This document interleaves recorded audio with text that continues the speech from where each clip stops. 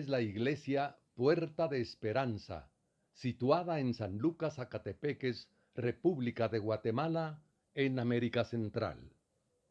Para la gloria de Dios, nuestra congregación fundamenta su fe en Jesucristo y en las Santas Escrituras.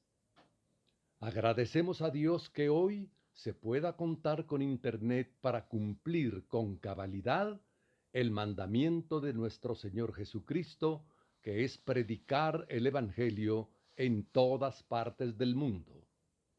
Con mucho agrado, ofrecemos hoy la prédica de nuestro pastor general, el licenciado Gustavo Adolfo Bonilla.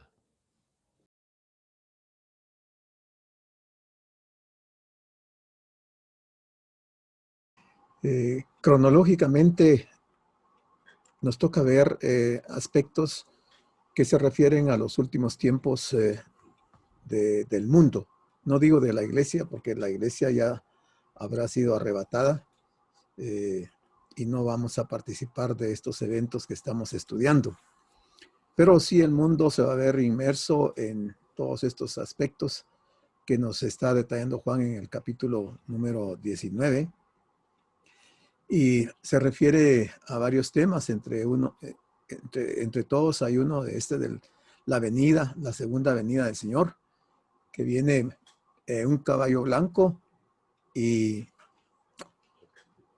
viene seguido de un grupo muy fuerte de ángeles, y todos vienen en caballo blanco. Las ropas del Señor dice que están teñidas de sangre. Obviamente que esta venida del Señor es para librar la gran batalla del mundo que se dará y que la conocemos bíblicamente como el Armagedón, en donde muchas naciones se van a reunir para tratar de impedir que el Señor ingrese y tome posesión de su reino, queriendo así anular o desvirtuar las profecías que hablan de este aspecto. Pero obviamente que esta gente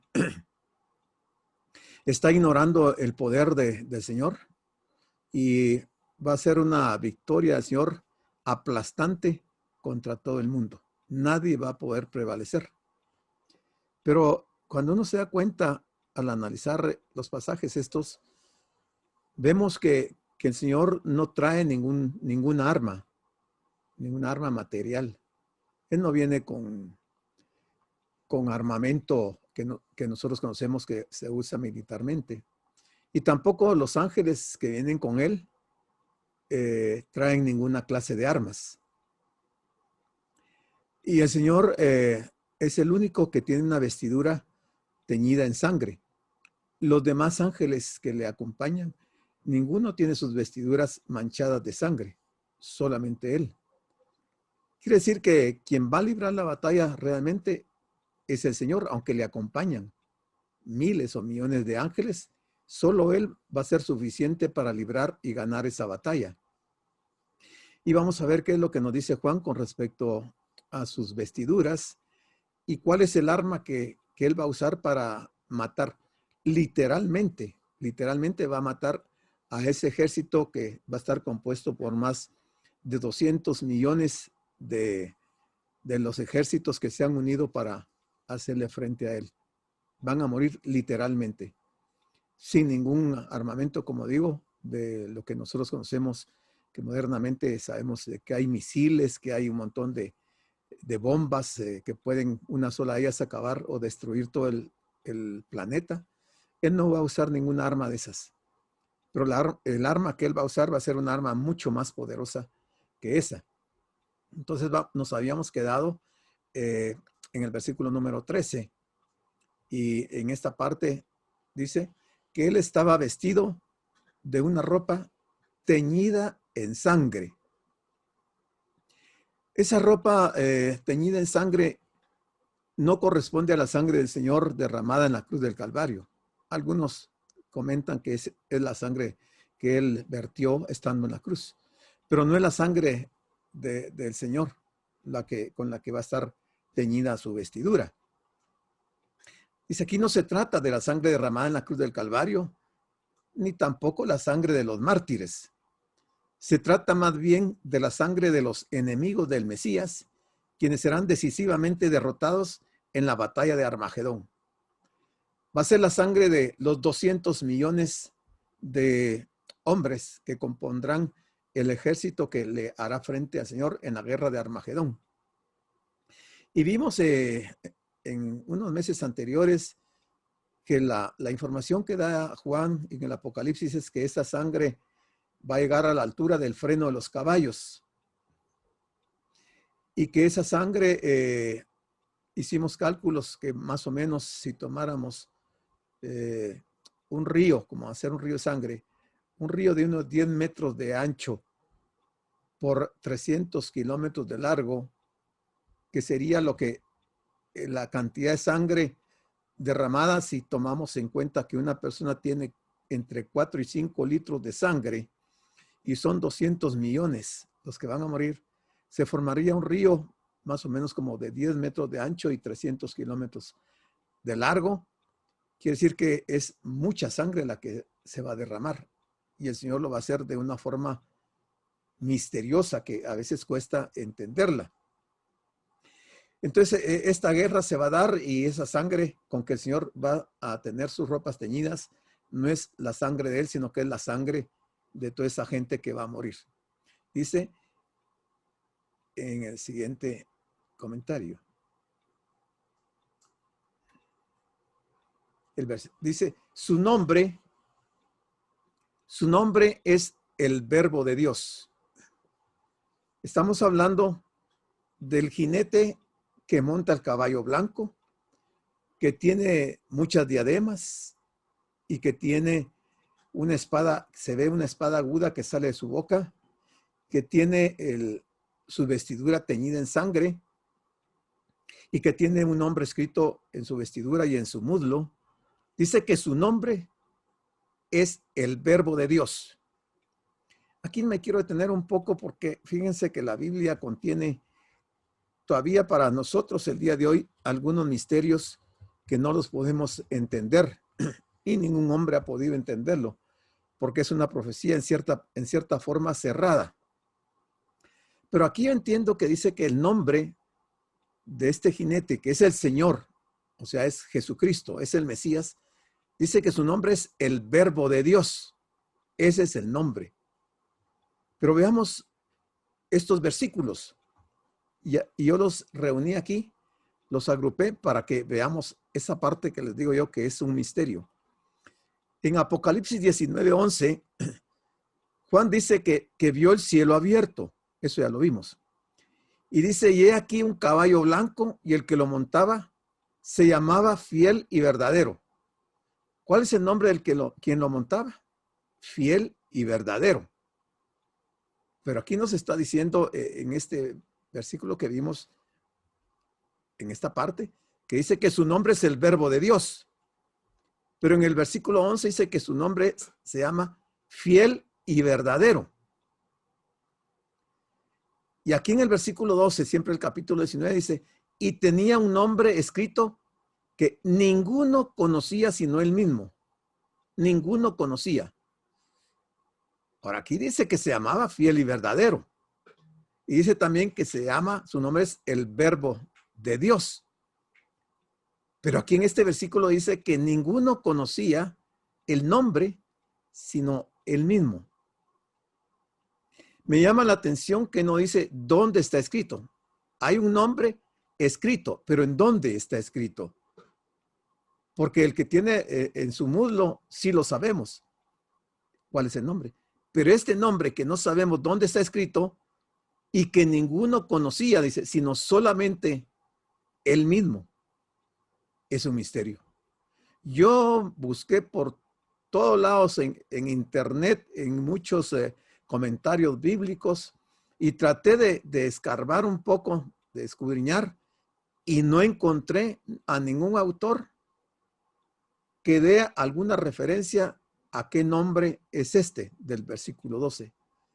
Entonces entendí que esto es un misterio que no está revelado para nosotros, porque Juan tampoco lo reveló. Él está revelando otros nombres. Porque ya en el versículo 13 dice, y su nombre es el Verbo de Dios. Entonces, se llamaba fiel y verdadero, el Verbo de Dios, y este 12 sigue como un misterio. Y si vamos al versículo 16, dice, y en su vestidura y en su muslo tiene escrito este nombre, Rey de Reyes y Señor de Señores. Pero sigo pensando, ¿y el versículo 12, cuál es ese nombre? Que ninguno conocía. Porque está este primero de fiel y verdadero, está el de el Verbo de Dios y está el de Rey de Reyes y Señor de Señores. Pero este sigue siendo un misterio. Por alguna razón no está revelado. Este es el mismo nombre que nuestro Señor recibe en el Evangelio según San Juan capítulo 1 versículo 1 y el 14. El apóstol Juan afirma que el verbo es Dios y el creador de todo lo que ha sido creado. El verbo. Lo dice Juan en su Evangelio en el capítulo 1 y versículo número 1. Aquí está.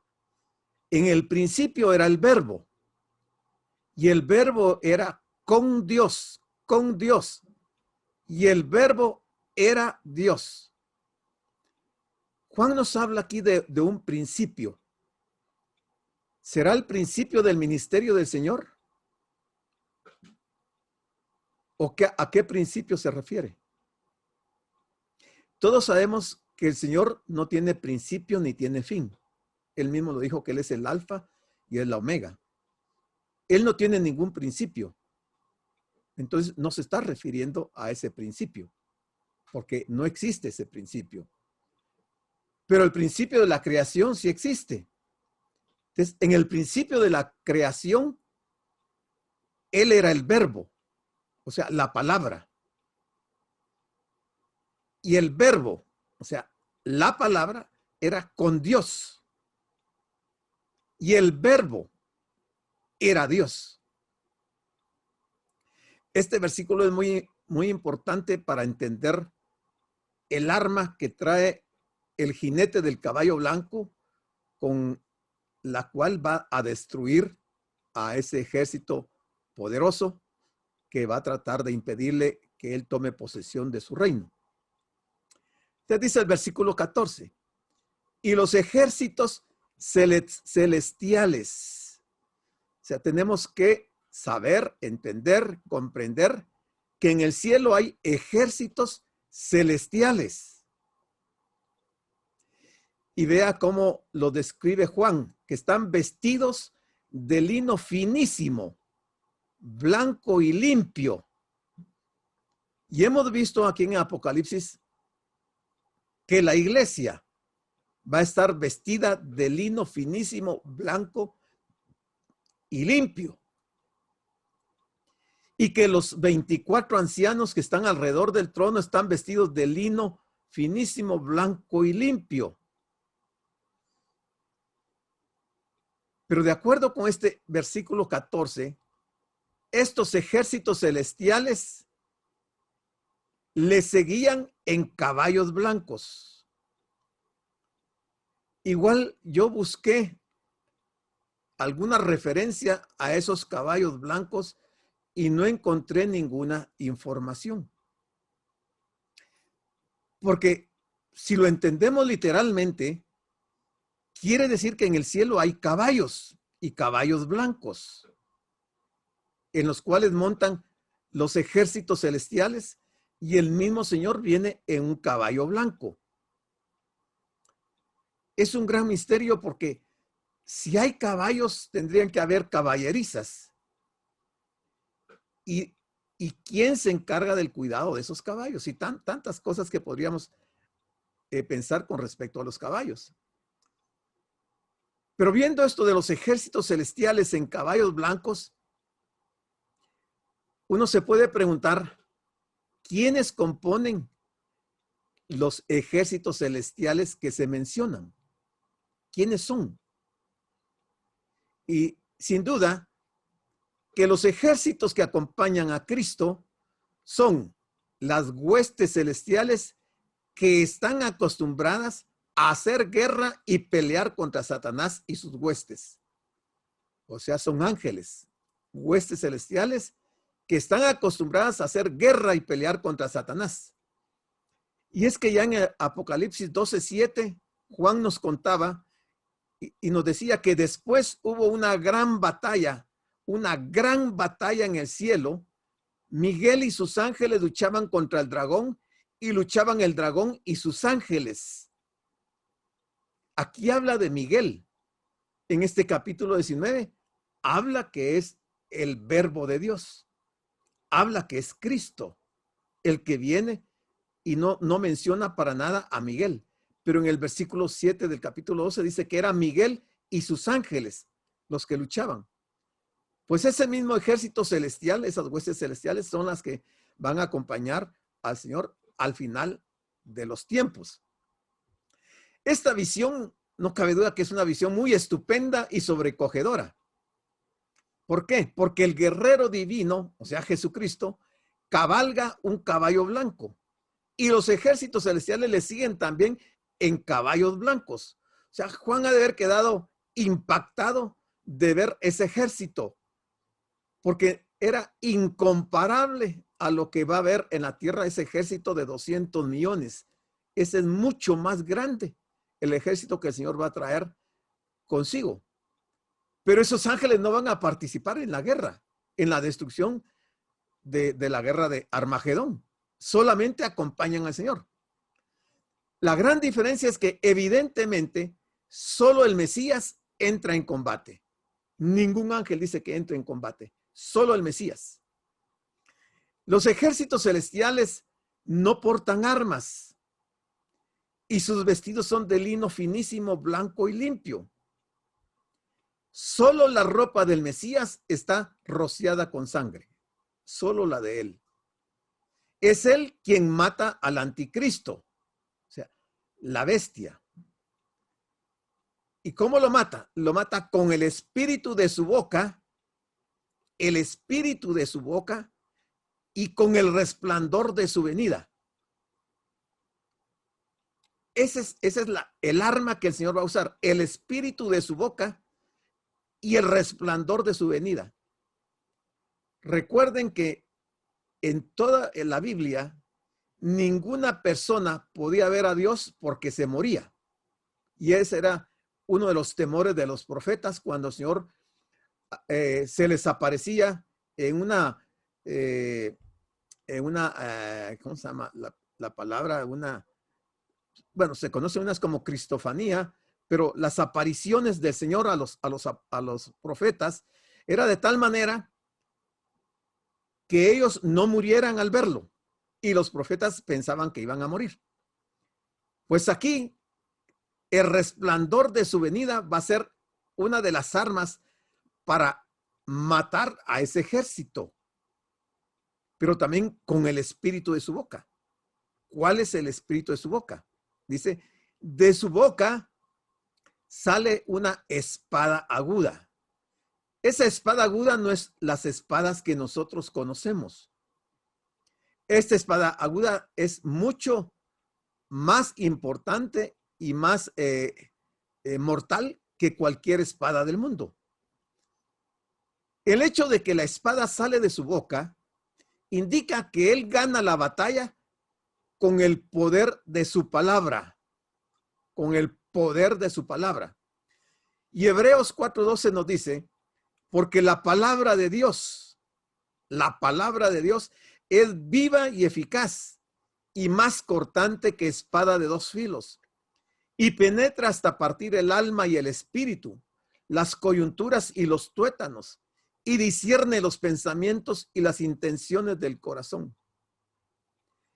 Si retrocedemos al principio de la creación, vamos a comprender que todo el universo fue hecho con la palabra de Dios. O sea, es una palabra creadora, regeneradora, que de la nada lo hace todo. Con esa palabra de Dios, Él formó todo el universo y formó todo lo que existe en el mundo. Hombres, animales, peces, insectos, aves, ríos, mares, todo lo hizo con su palabra. Pero con su palabra también se describe en el Antiguo Testamento que él destruyó ejércitos completos, los destruyó solo con su palabra. Y ahora que estamos llegando al final del mundo, el Señor viene montado en ese caballo y con la espada que sale de su boca va a matar a todo el mundo, o sea, con la palabra. El Señor no necesita de ningún armamento que los hombres usan. Su palabra es suficiente para matar a toda esa gente.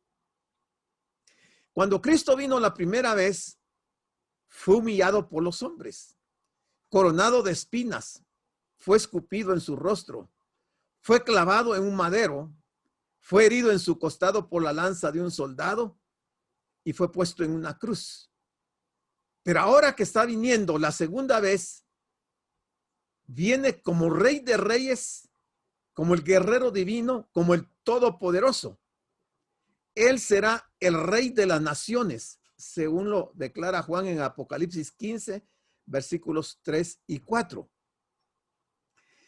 ¿Y para qué viene él en caballo blanco y con esa espada aguda que sale de su boca? ¿Cuál es el propósito?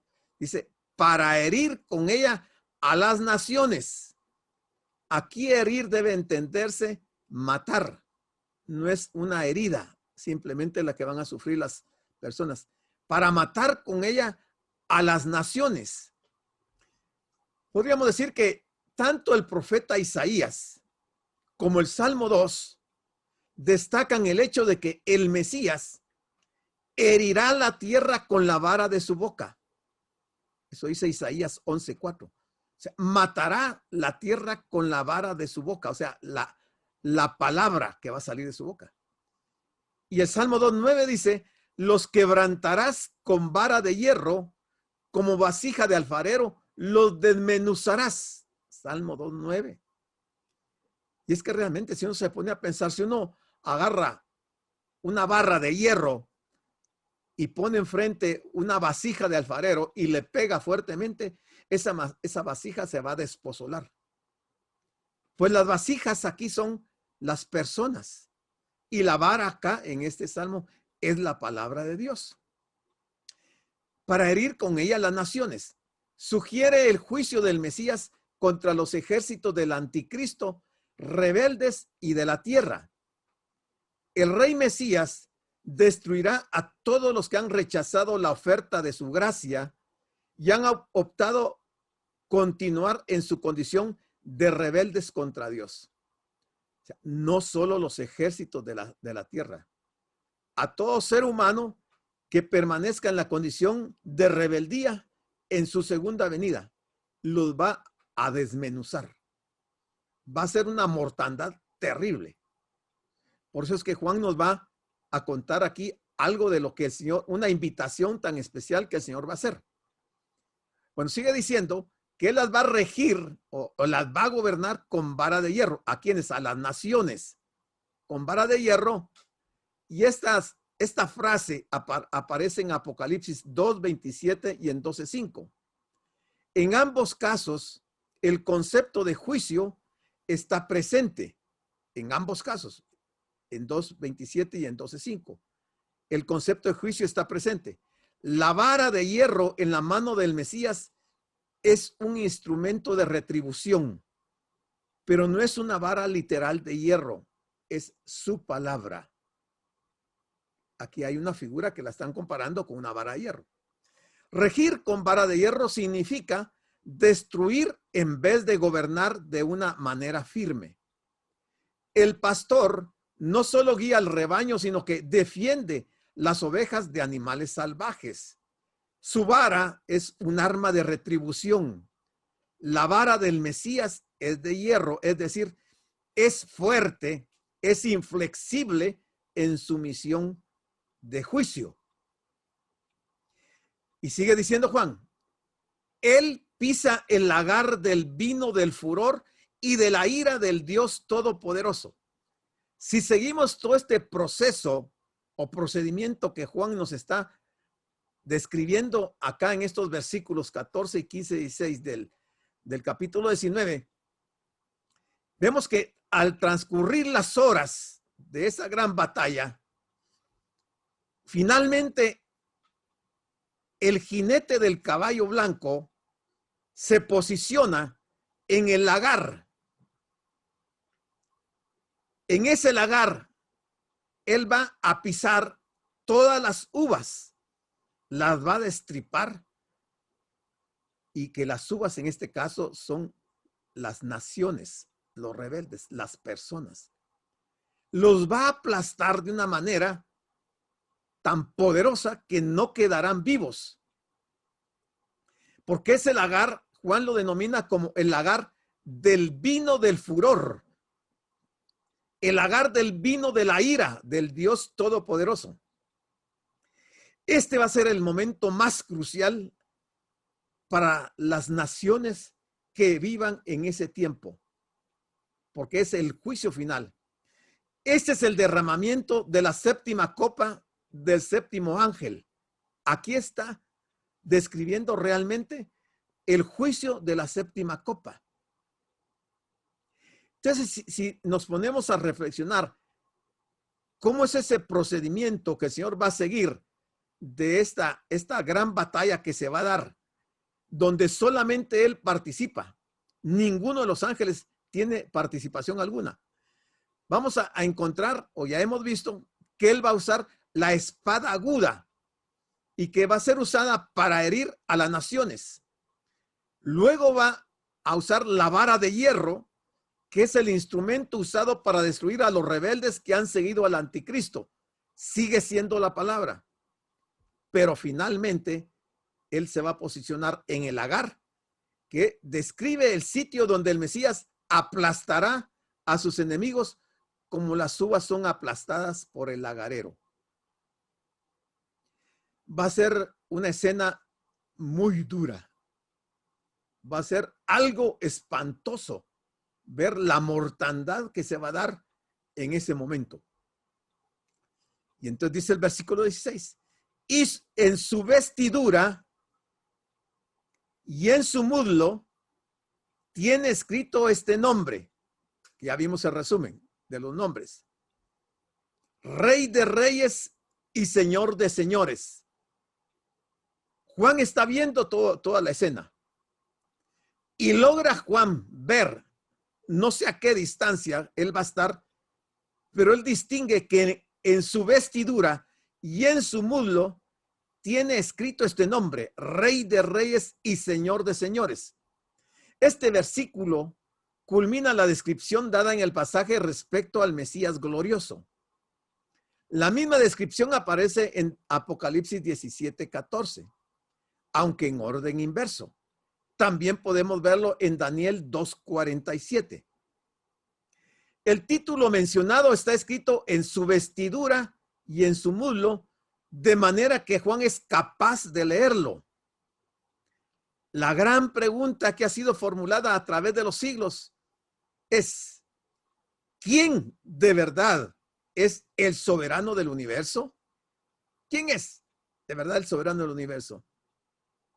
El Rey de Reyes, el Señor de Señores, Jesucristo es el soberano del universo. Bueno, siguiendo con los versículos que Juan nos está presentando, dice el 17. Y vi a un ángel que estaba en pie en el sol. O sea, la escena cambia.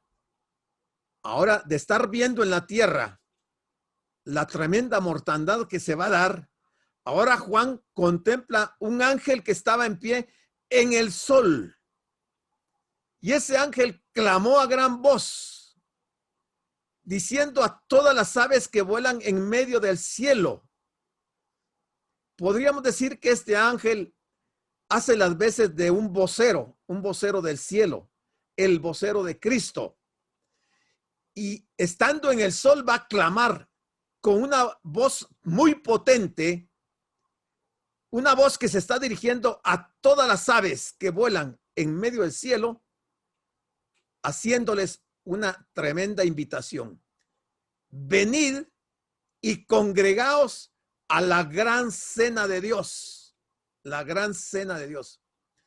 No es la cena donde la iglesia va a estar celebrando las bodas del Cordero. Mientras que en el mundo las aves estarán cenando la gran cena de Dios, la iglesia estará participando en la cena que el Cordero de Dios habrá preparado para su iglesia, para su esposa. Nosotros estaremos como iglesia disfrutando de tremendos manjares y bebiendo de la copa del vino que el Señor nos va a servir, mientras que aquí en la tierra los millones de personas que van a morir servirán de comida para todas las aves que vuelan en esa gran cena. O sea que el ángel está hablando desde un lugar prominente para que todos puedan verlo y escucharlo. Lo van a ver y lo van a escuchar. Solo ver a ese ángel en el sol hablando y diciendo a gran voz estas palabras será impactante para todas las personas, y saber que les ha llegado el momento final de su existencia física. Su mensaje es sumamente importante. La derrota más aplastante sobre el ejército más formidable que jamás haya existido está a punto de suceder. El mensaje del ángel va dirigido a todas las aves que vuelan en medio del cielo. Por supuesto que son aves de carroña. Los muertos son los que formaron parte del ejército de la bestia. Recordemos que ese ejército es llevado al campo de batalla por engaño satánico y está formado por soldados de todas las naciones de la tierra. Y es que habíamos visto, hermanos, que en el capítulo 16, versículos 13 y 14, habíamos visto cómo se había preparado, cómo la bestia, el falso profeta y aún el dragón habían hecho que este ejército mundial acudiera en este momento, según ellos, para destruir a Jesucristo. Nunca se han imaginado que era para destrucción de ellos mismos. Y entonces en Apocalipsis 16 nos dijo Juan, y vi salir de la boca del dragón, o sea, de Satanás, y de la boca de la bestia, el anticristo, y de la boca del falso profeta, 3 espíritus inmundos, uno del dragón, uno del anticristo y uno del falso profeta. 3 espíritus inmundos salieron de las bocas de ellos a manera de ranas. Y dice, pues son espíritus de demonios que hacen señales y van a los reyes de la tierra en todo el mundo. ¿Para qué? Para reunirlos a la batalla de aquel gran día del Dios Todopoderoso. Mire cómo se relacionan los distintos capítulos y versículos de Apocalipsis para dar validez a lo que ahora en este momento ya es una realidad y ya ha llegado el fin.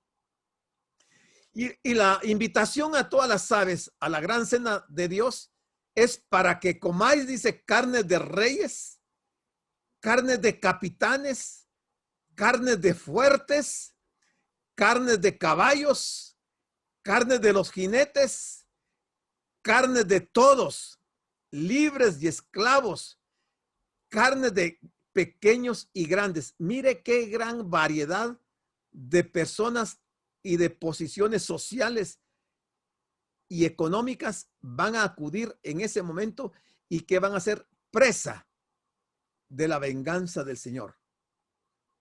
Y las aves se darán un festín comiendo, saciándose de carne de todas estas personas y estos jinetes y caballos y todo.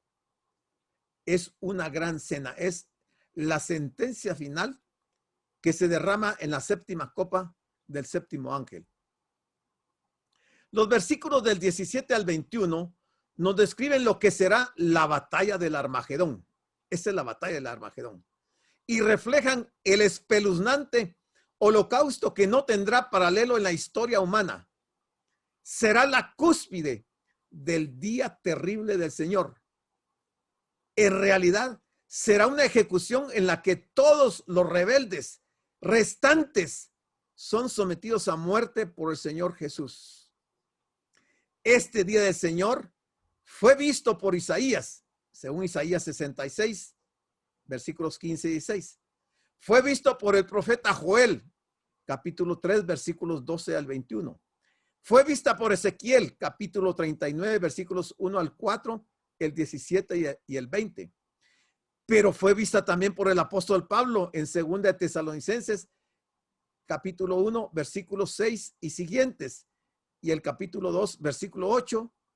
Y además fue anunciada por el Señor según Mateo 25, del 31 al 46. ¿A qué se refiere todo esto? Al día terrible del Señor. Y pensar, hermanos, que esto está a las puertas el día de hoy. Que gracias a la misericordia de Dios, a su gracia infinita, nosotros vamos a escapar de ese escenario. No vamos a estar ahí ese día. Estaremos ya con el Señor en su reino. Mientras que los redimidos disfrutarán de la cena de las bodas del Cordero, que dice Juan en Apocalipsis 19:9, los inicuos constituirán el plato principal de las aves del cielo que serán convocados a la gran cena del Señor. Por eso es que ningún ángel va a participar en esa batalla. Los que van a participar son las aves carroñeras, pero para degustar la carne de toda esa mortandad que se va a dar en ese evento que anuncia Juan en este capítulo 19. Bueno, dice que luego que Juan ha visto el jinete del caballo, ha visto el ángel que está posicionado en el sol, ahora dice que ve a la bestia. Juan está contemplando todo el escenario y está describiendo cada escena de tal manera que nosotros los creyentes podamos comprender cómo va a ser el escenario total en aquel día. Porque aquí dice que vio a la bestia. La bestia es el anticristo.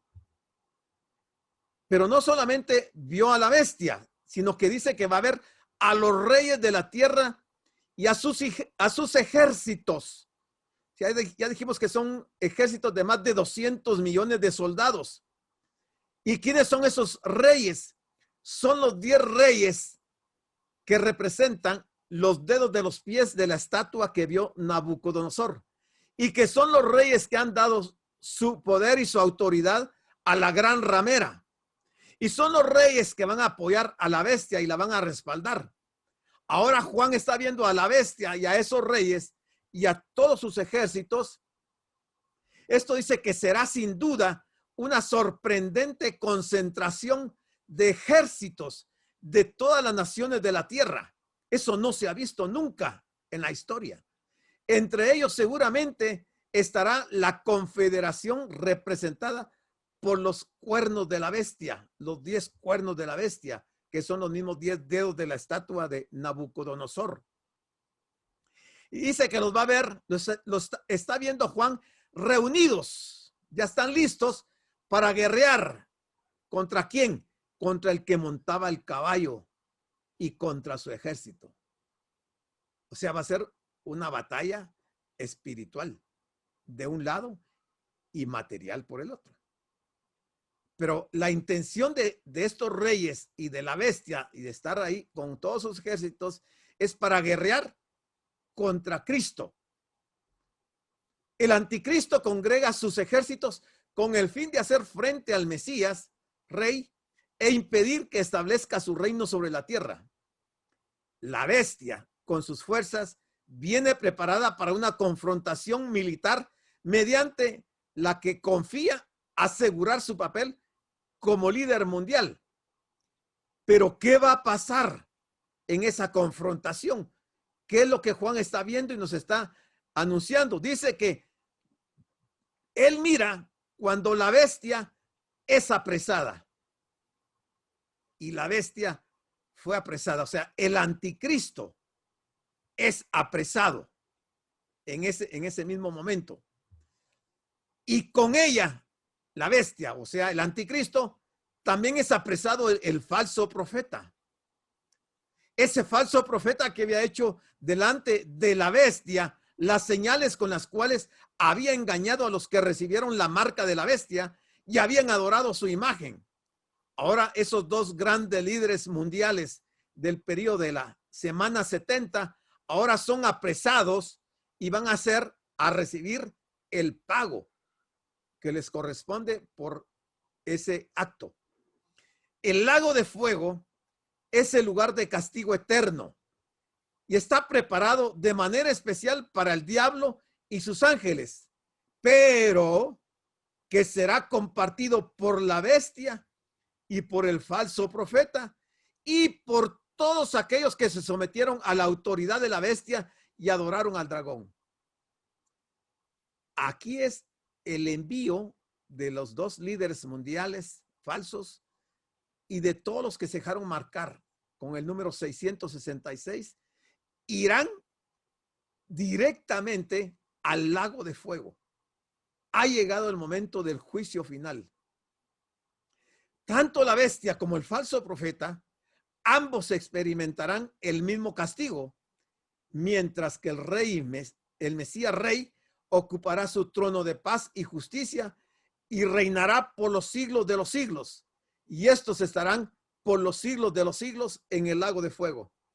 Nunca jamás saldrán de ahí, ni el falso profeta, ni la bestia, ni los que le adoraron, nunca, jamás saldrán de ahí. Que la Iglesia Católica diga que existe un lugar que lo conocen como el purgatorio, de donde van a salir todos aquellos que se arrepientan, es una total y absoluta mentira. Es un engaño cruento. La gente se ha dejado engañar porque no ha querido creer a la palabra. Pero del lago de fuego no saldrán jamás. No habrá papa, no habrá sacerdote, no habrá personaje alguno que pueda sacar al menos a uno del lago de fuego. Ahí irán a estar por los siglos de los siglos. Mientras que la iglesia estará disfrutando la presencia gloriosa del Rey de Reyes y Señor de Señores.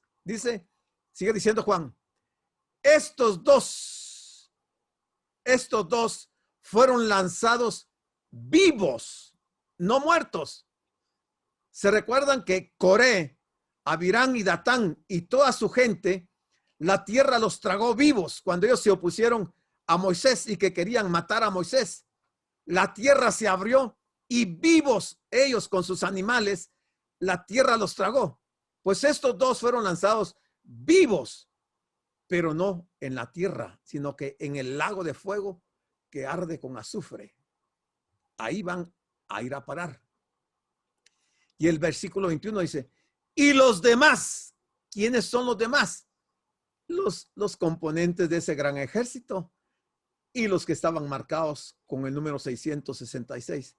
Los demás fueron muertos. Estos fueron vivos al lago de fuego, pero los demás fueron muertos. ¿Cómo?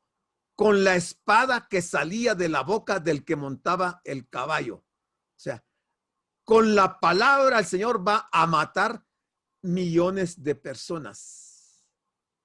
Qué palabra tan poderosa. Extraordinario, hermano. O sea, de esto no se ve muchos casos en la Biblia. Casi que es único. Y van a morir todos los demás. Dice, no va a quedar ninguno vivo de todos ellos. Toditos, absolutamente todos van a morir con la palabra del Señor, dice. Y luego dice Juan, y todas las aves se saciaron de carnes de ellos.